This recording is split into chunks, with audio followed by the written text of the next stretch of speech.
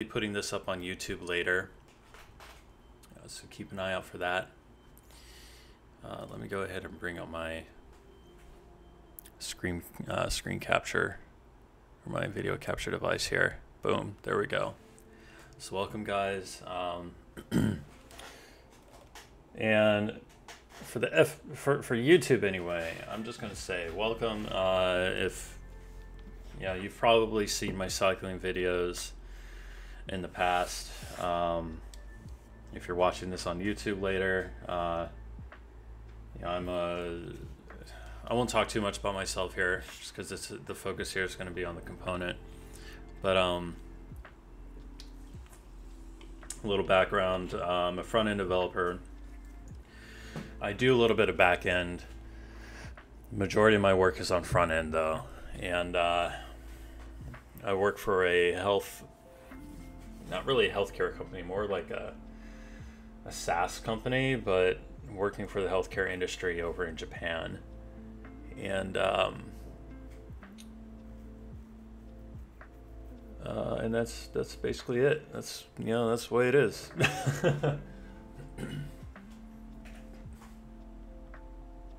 So I'm gonna go ahead and lower the music down a bit. Kind of keep it in the background there. I think that might be enough. It might be a little really quiet, but that's all we really want at the moment. So I'm gonna go ahead, I'll keep that there for now. I think that's fine.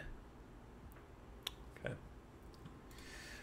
So what this is what I call my observer component. This is written in JavaScript, and but it's originally built for use with Vue and Vuetify. If you don't know what Vuetify is, on YouTube, I'll go ahead and link that in YouTube. But Vuetify is basically a library using Vue.js to make some things easier, and the job I work at, they use that stack. They use JavaScript, Vue, Vuetify, with Rust and PHP in the back end.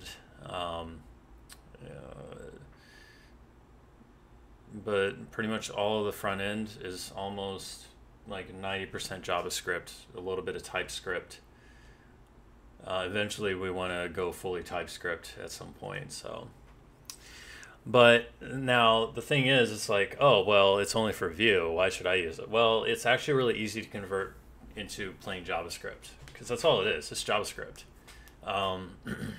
And I made it as simple as possible to be used anywhere. You could just drop this component. If you're using Vue, you just import it.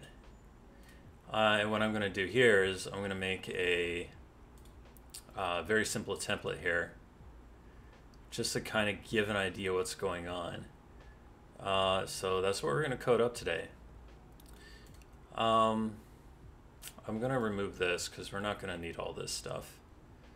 Let's just go ahead and delete all this. And let's delete all of this here, and we don't need this template. And let's get rid of that. So if you're using this in one of your own components, or one of your own pages in Vue, this is basically how it's going to look like. Let's get rid of this. And we're not going to need any. We'll keep this for now. We'll just delete all that. We don't need any of this stuff. Get rid of that. Now we are going to need our intercept function here, query API.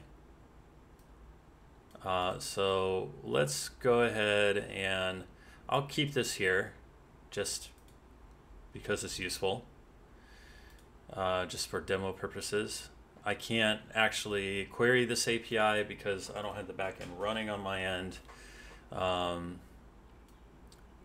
it'll still give you an idea what to expect. Get rid of that styler. Okay, so here's like a very basic example. Okay, and this, I originally wrote this so that I can lazy load API calls. And what do I mean by that? Well, let's let's go ahead and run up something on the back end. I'm going to go ahead and put this off screen because probably shouldn't show this particular stuff during the Twitch stream. So let's go ahead and Docker compose up, get this started, and let's get a browser window up here. I got to put in some passwords and stuff, so I'm not going to show that on the stream. That would be dumb. But I want to give you an idea how it looks and how it reacts. Just give it a minute to compile. Now, again, I made this originally so that I can query API calls, like paginated API calls. So, most of us, when we start off with this and we think pagination, we think, oh, well, we got a table and we've got page numbers, and we click a button to see more data. You got page 1 out of 30. You keep clicking that button and you get page 2 or 3 or 4, page 5, and so on. And this is great, but many applications now require, or they don't require it, but many applications now, everything is lazy loaded, so it makes everything easier for the user to interact with. And in my case, I wanted that. I didn't want the user to just always have to click a button to change pages. Now, there may be times where you actually want that. Maybe there are times where you actually want this kind of capability, but in my case, and in our case, we really didn't want that. So let's go to, we want to go to the flow page. Hyoka. And Hyoka flow. Okay, so here, I'm going to go ahead and show this. So here we have a bunch of users, right? And these are like, there's 600, 700 users in the database. You can imagine if you're loading all of that on the front end, it's going to be very, very, very heavy for the front end. It's going to take a while for it to change. So we go down with this observer component. Now we do this API call, and boom. Boom, see? And it just lazy loads everything in the background. And if you have, in my case, if you have like a very fast connection, it'll just do it like that. If you have a slower connection, then you'll get a load spinner to show that there's stuff, that there's communication happening in the background. But this is basically what it's doing. So how does it work? Well, what you're doing is, if we go into the elements here, okay, this observer component is going to be nested in your table, in your data table like this, okay? So here's your table right here. And here's the body. And we go all the way down. And on the very last one, you're going to have your observer component. And it should be here somewhere. Well, see, this is what I get for, okay. I'm going to do a search. if I do a search, it'll make it a little bit easier to show you guys because there'll be less stuff to worry about. Okay, boom. Okay, so go down here, inspect. And it should be this one, I think. I hope.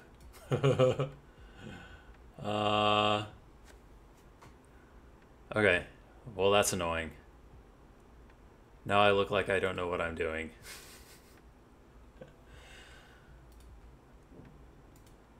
Basically, this observer component is going to be it's going to be one of the elements.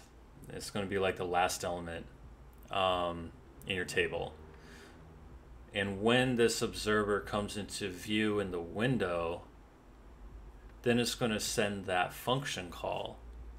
It's going to call that function and say, hey, I need you to do something. In this case, it's going to be this intersect. This emitted function called intersect, and it's going to say, hey, query the API when this observer component comes into view. And that's when it calls the API right here. It calls the next page for the users. So if you're on like page 3 or 4, it'll call for page 4. It'll show that and it'll render. Now I'm not going to go over all of that in the back end, I'm not going to go over all of that and how that works. That's for you to kind of figure out on your own there. But yeah, I mean, really simple, honestly, because before, if you wanted to do something like that, you would need to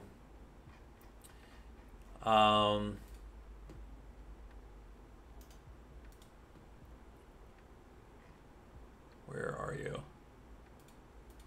You would need to go to like the very last row in your table, okay? And you would have to add like an ID or a reference to that component. And you would have to, when the page loads, you would have to run like a window dot add event listener. You'd have to add the event listener to that component so that when it scrolls up into view, it makes the API call. And that's very complicated because you have to get several dimensions of that component. You have to do stuff like get bounding client rect. And in fact, it might be a little easier if you look and read this, the intersection observer API, because it kind of goes over what you had to do in the past, like this. Implementing intersection detection in the past involved event handlers and loops, calling methods like element.getBounding client rect to build up the needed information for every element affected. So again, this is like you're adding an event listener to a component, and it's constantly querying that. You're like, is it in view yet? Is it in view yet? You know, and you're constantly checking. The front end is constantly checking the scroll numbers, and then once the moment those numbers intersect and your component comes into view, then it calls the API query. The intersection observer API takes all of that extra work away from you, and it basically does a lot of this in the back end, or it does a lot of that on its own. Whoever made this, I want to buy this dude a beer because now it's just so much easier to do this stuff. So much easier.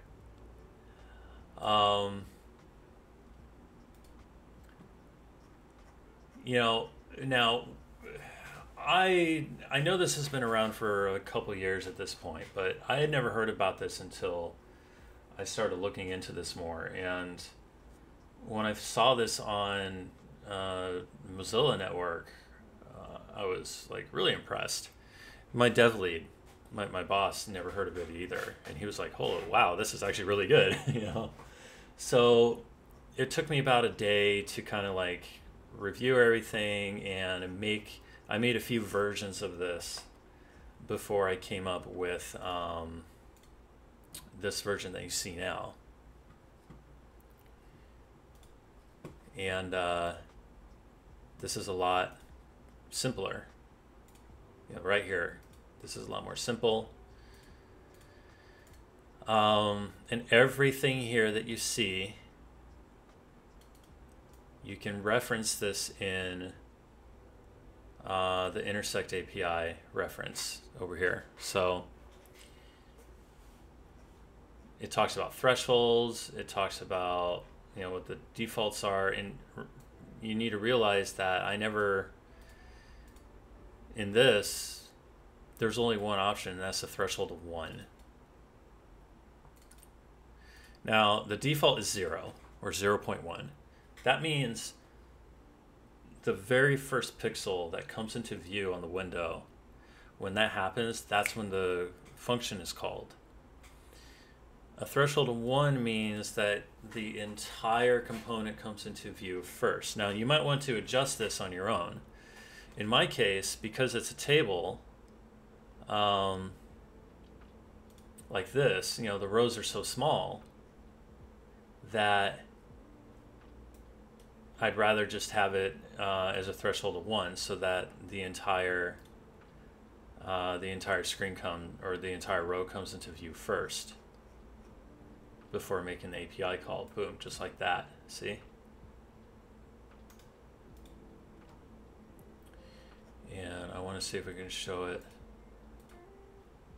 because I'm trying to figure out why I can't find it. It's a little annoying, honestly. I think I might know why that is. Ah, yes. This is it right here. This is the component right there. I put it in the footer. And I suggest you do the same. If you're actually using a data table, put it in the footer, because the footer won't come into view. As long as it's not sticky, the footer won't come into view until, you know, until it's needed. And that's pretty much it. So you can see right there, it's right there, boom, right on the bottom of the screen. And there you go. That's all she wrote. So this gives you an idea how it works. And you could use this, you can use this for anything. Like, I made this specifically to be used for anything. So, and I do use it for other things other than API calls. There's another page that is on the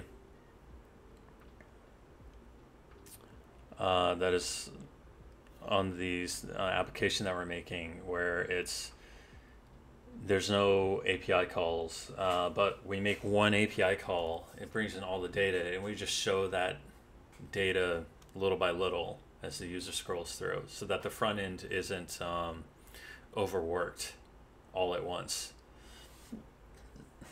Now, if in that case, if the user does actually go through every single row of data on that one page, then you're going to potentially come into memory issues and have a lot of slowdown. And this is where having individual pages, like page 1, page 2, page 3 on the table, that's where that comes in handy, so that you're not overloading the front end with too much data, which could take up all the RAM on like a user's phone or something. But in this case, we decided to stick with the lazy loading API, because the chances that a user is actually going to want to scroll down through every single user piece of data is very, very minimal, that chance. So we're going to prep this for release. So I'm really just going to do this. I think, oh, there's an ad coming up on the music. Sorry, I'll make sure to mute it. And skip this ad.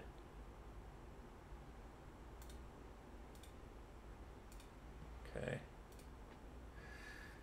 So maybe it might be good to show some random data, right? Or I could just release it the way it is.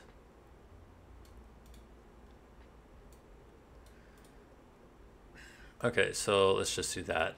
We're not going to do an async function. We don't need that for now. We'll just do like query API, search value. We're going to get rid of that because we don't have a search value. And we're going to need current page and is loading, so current page 1, last page.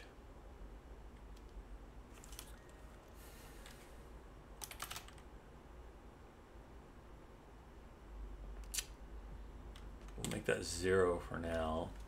I'll have to adjust that later. Is loading. We're gonna get rid of is loading because we don't have any loading stuff in here yet. Get rid of the search parameters. We don't need that. We want to simulate this, so let's go ahead. Get rid of this. Okay, so we want to make. We just want to make random data. So let's make. We can actually put it in here. Random data. Actually, we'll initialize it as an array.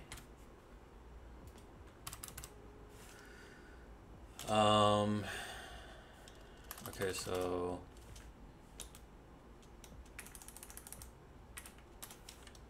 let's go ahead and mounted.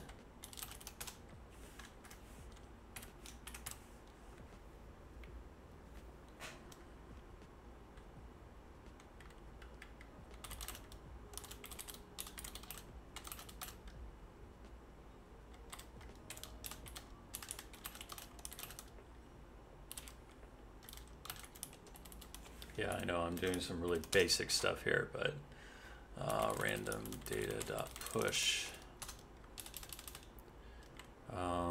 Let's see, let's go ahead and make an object.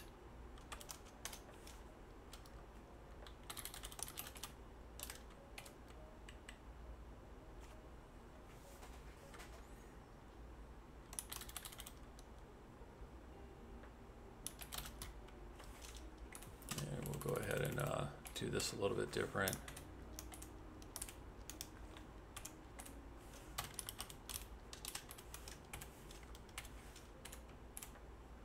And we'll go ahead and do this. Okay.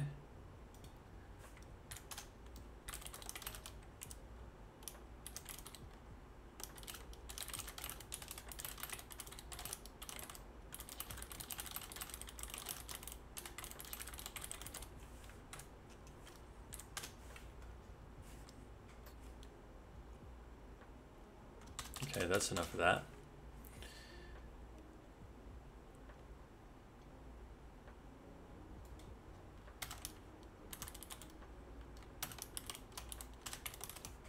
There we go. So on mounted, it'll build up random data, and we actually want more.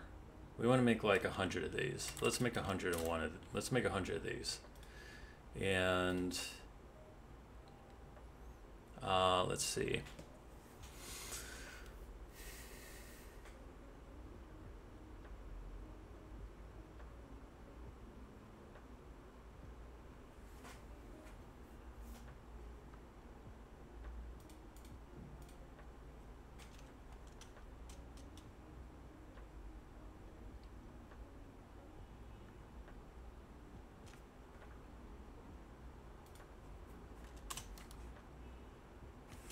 We're going to make a computer property.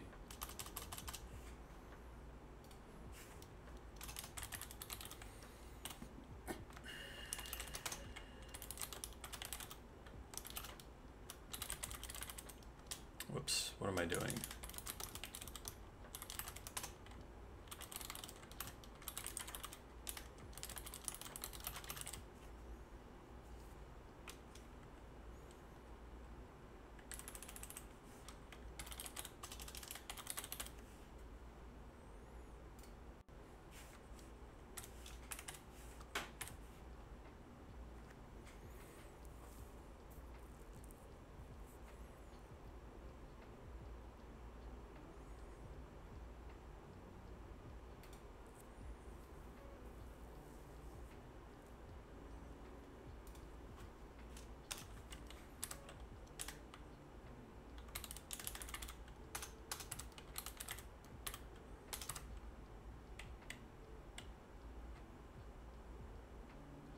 see this, I always forget this kind of thing.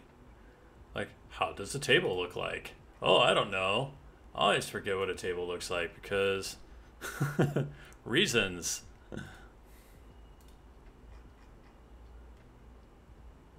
I'm really bad at remembering like really simple stuff like this sometimes. It's kind of silly. Let's go ahead and just use B simple table. And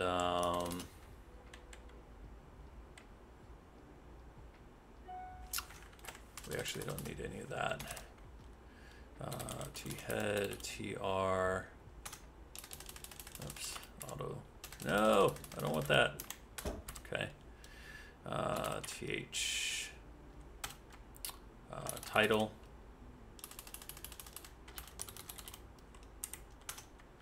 And we need another one, body. Okay.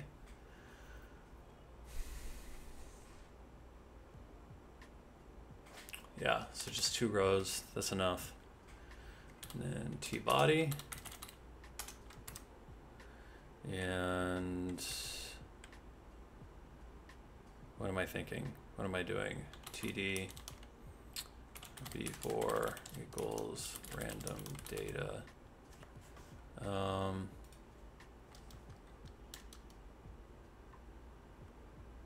Data of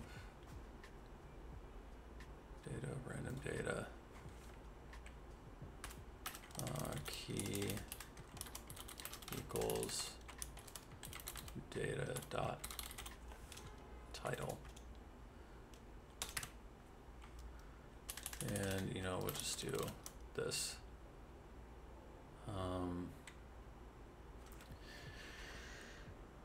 I think I'm doing something incorrect here. In fact, I know I am.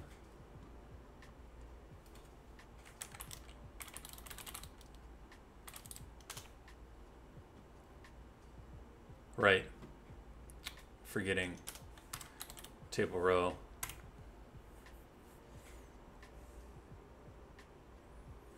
And this needs to be in.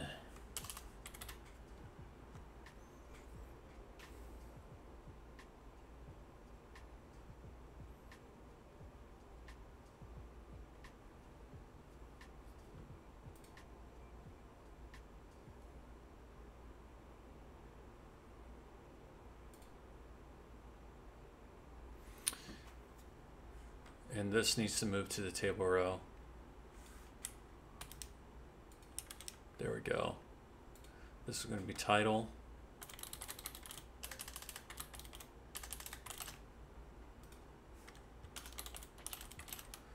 This is going to be body. And we need to indent those. Okay, and then let's go ahead and put a footer. Is this right? T footer or is it T foot? Let's check. T foot, it's T foot. That's right. And then that's where we put in this here. So we put it in TD. And now here's something you need to keep in mind. On a data table, if you only put the observer component like this, okay? If you put it in like this, the observer is basically an empty. It's empty. There's nothing being shown visually. You want it to be invisible, but at least in this case you do. And because of this, if you put it in the footer of a data table, there's a couple things you need to do. First of all, you need to make sure that the span of the column is well, whatever span, you know, whatever the span of your table columns are. So if you have 9 columns, you need the column span to be 9 so that you can see the entire, or rather so that the observer component covers the entire length of your table. So in this case we have 2, so we're just going to put in 2. That way, if, for example, if you have like a very long table and where the user has to like scroll left and right, you know, and this is obviously going to be a desktop application, where there's like tons of data on there for like admin or something.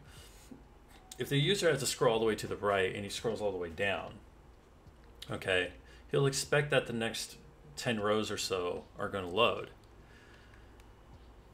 In this case, if you do not add that column span, or if you do not if you don't make the span match the length of your table, the observer component will never go into the viewport. So you need to make sure that actually happens. That's why you need to add the column span. So we do that. Okay. And there's that. So we're going to go ahead and save this. And I actually need to put this in, let's see. Where do I want to put this?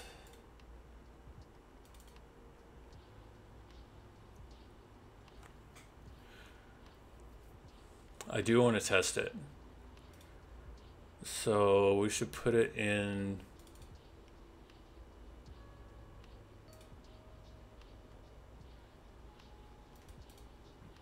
We should put it in the experiment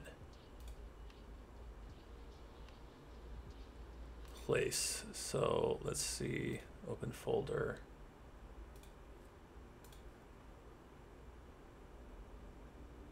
Yes, but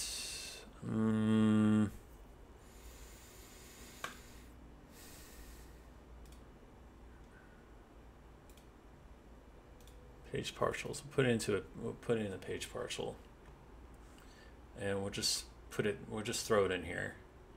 That's fine. Okay.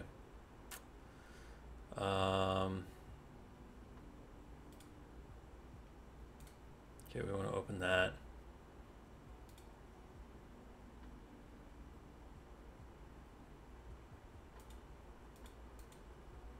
Oh shoot, where'd it go? Where did my page partial go? Whoops, don't do that.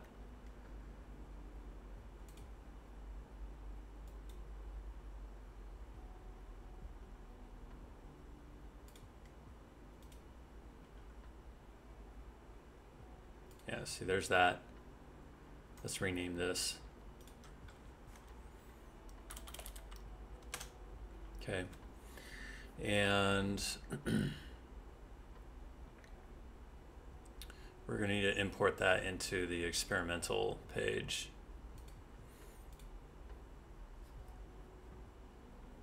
Oh, so speaking of which, demo.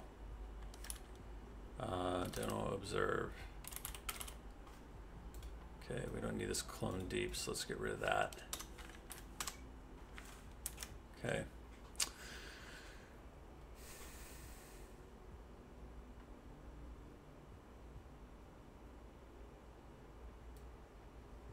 Okay, let's get rid of this.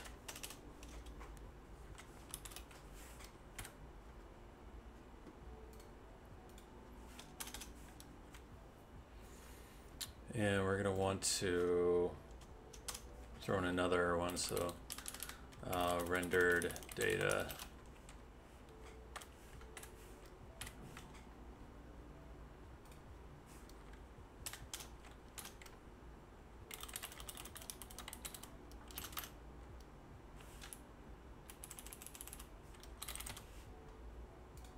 So this rendered data equals just random data dot splice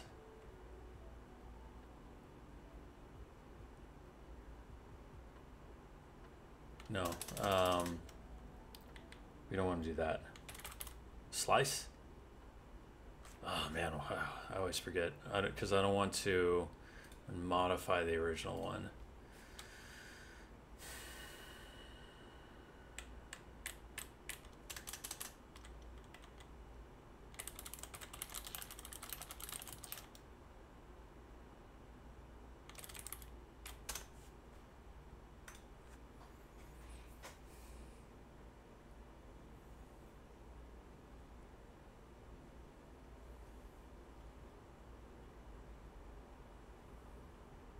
think it is slice. Turns a shallow copy of a portion array into a new array object selected from start to end. Yeah, that's what we want.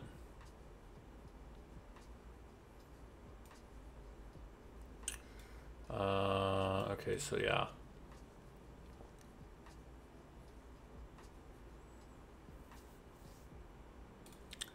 So we got to think about this.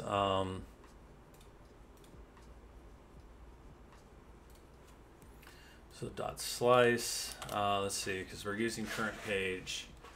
So we want to start at the current page. So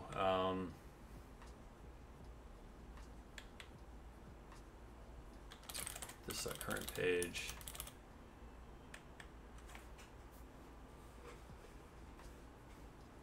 Actually, what we'll do is this, because we're mounted. On mount, we just keep it simple on mount. So we start at 0 and we end at 9 because we want to get the first 10 elements. Actually, do we start at 9 or 10? We'll start at 10, that's fine. Actually, yeah, so we move the first 10 elements. And does it stop at 9 or say 2, 4? So it would start at camel. Okay, so yeah, we want it to be at 10 because this will get 0 to 9 elements and it'll stop at 10 and won't show the 10th one. Okay.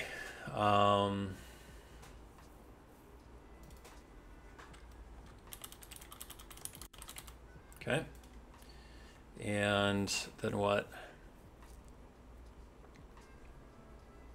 So if this current page equals this last page, return else this current page is plus equal to 1, and then we want to add more data to the render data one. So render data dot push. Speaking of which, dot push. Boom. And we might need to do that.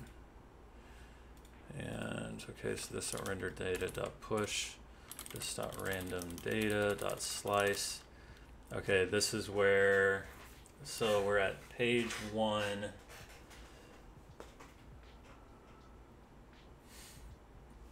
So current page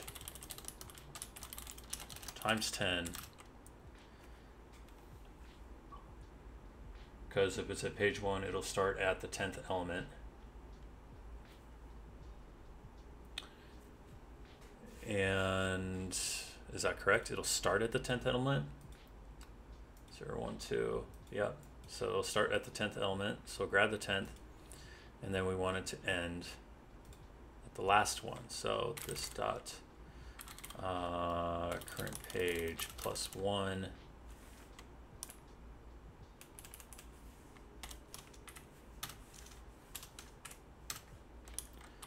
Times 10. So this will ensure that it'll just grab, you know, the latest elements. Okay, and that should be good to go there. And this will just kind of simulate an API call.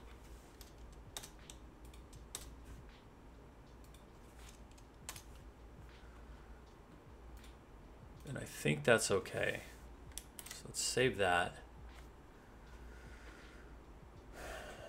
Oh, we got to, yeah, that's good. Okay, so now I need to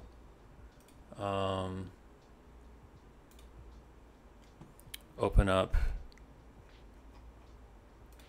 another page. So I'm doing that off screen right now. I need to find the experiment page.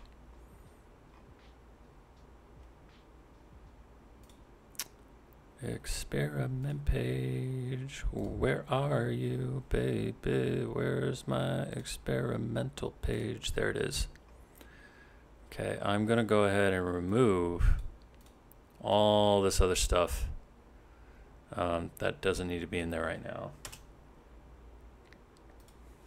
Okay, import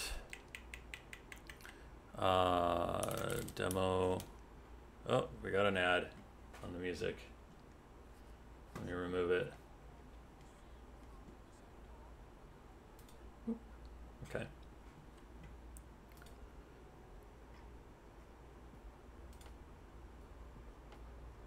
Demo observe, that's what it's called, demo observe. Import demo observe from components, or page partials rather.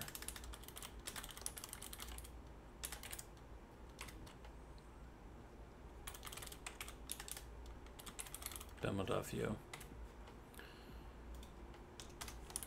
Demo observe. And then we just throw that in. Okay. Now,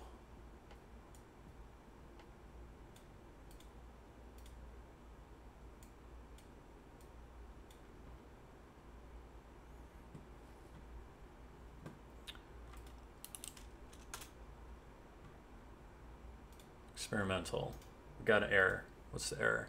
Random data is not defined. I probably messed up somewhere there. Random data is not defined. Ah, I forgot to put a this.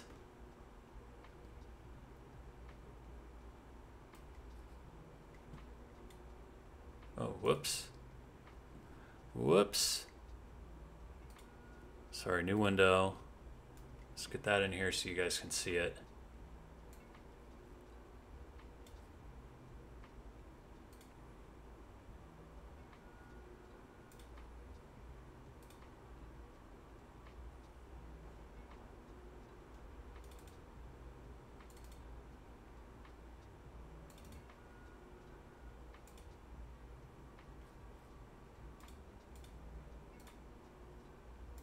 That's a little weird. Why am I not seeing it?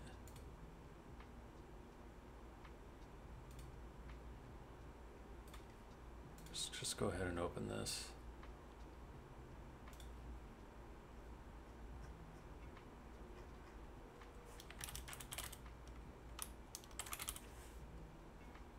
I do not see it. That is very strange.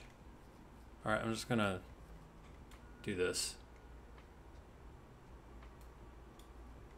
Okay.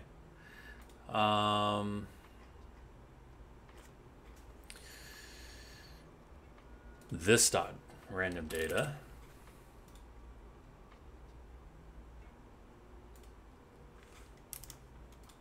Refresh. Experimental. All right, we've got client-side virtual matching server rendered content, incorrect HTML markup. Okay, type error. I is read only. Constant. Yeah, it should be a let. Yeah, let.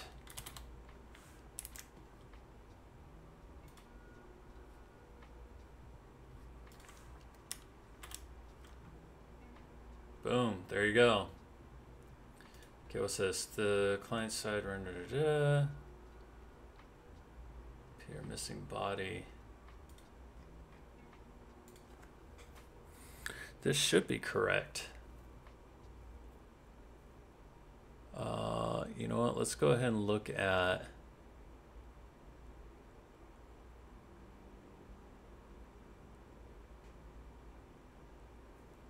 Let's go ahead and look at a page.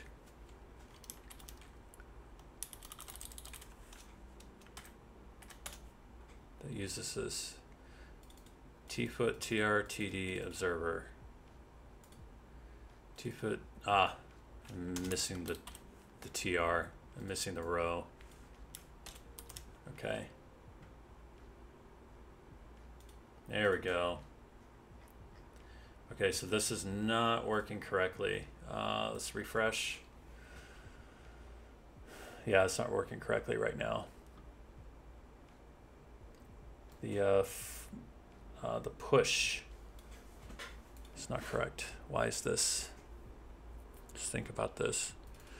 Current page is 1. Let's go ahead and set this to current page 0.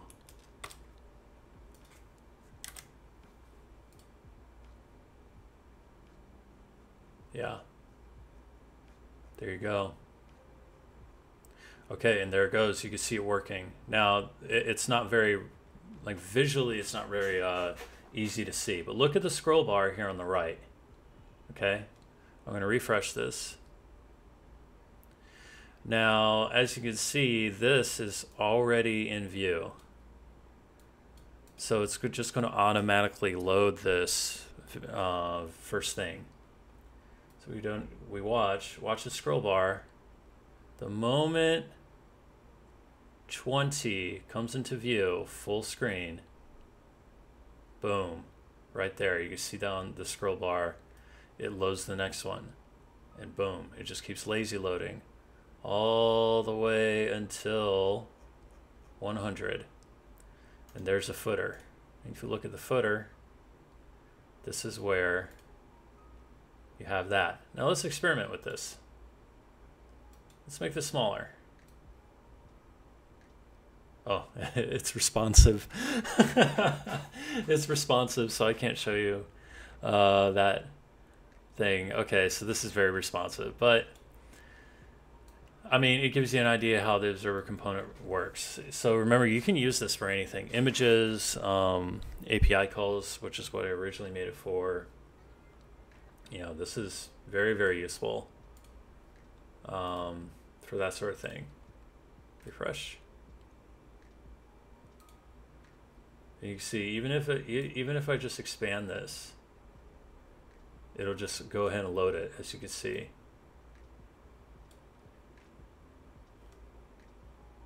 Refresh again so we can see that in action. Okay, so now there's only 10. 8, 9, 10, and boom. And boom, there's 21. See? Boom. Easy. Easy day. There you go. So, I'm going to go ahead. We're going to make a new folder.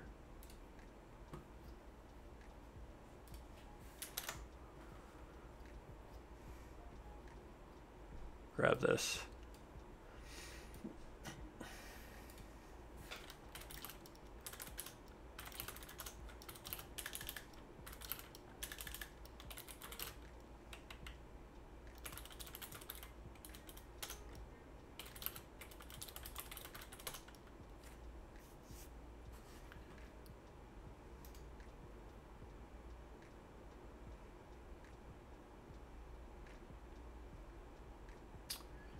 We're going to open containing folder. I'm just going to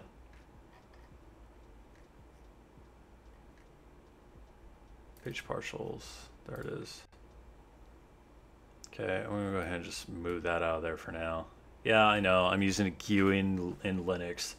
Shoot me. I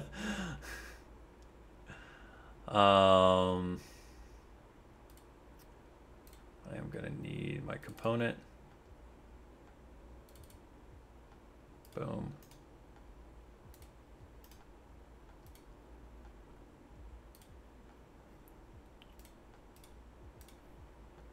And demonetize. That's going to demonetize me for sure, right? I don't give a flying flack of that. Let's see. We need... Where am I? Here it is, open source. And let's make a new folder. Observer. Okay. And just throw those in there. Boom. Boom. Okay. Good deal. And now I can throw it on GitLab. So I will be doing that. If you look at my account, or if you look at my channel page on my profile, my GitLab should be in there, and I will throw it on there. So if you have any questions, I mean, can't really show you now. You can't really ask me now. There's only one viewer here. Pretty sure he's asleep. But if you're watching this on YouTube later, feel free to comment and let me know what you think. Let me know what kind of projects you might use this for. Again, this is open source. If you want to use it for JavaScript, or if you want to add like more languages or something, feel free to do that in the open source project page that I'll be making for this. And yeah, feel free to use it. Feel free to share it. If you do use it, all I ask is you just, say, hey, Nathaniel Nazaro made this. Go look at his GitHub page. That's all I ask. So anyways, I'm going to go ahead and end the stream here. So have a good day. And happy coding. Don't work too much. Go outside. Once in a while, It's nice out sometimes. All right, guys. Peace.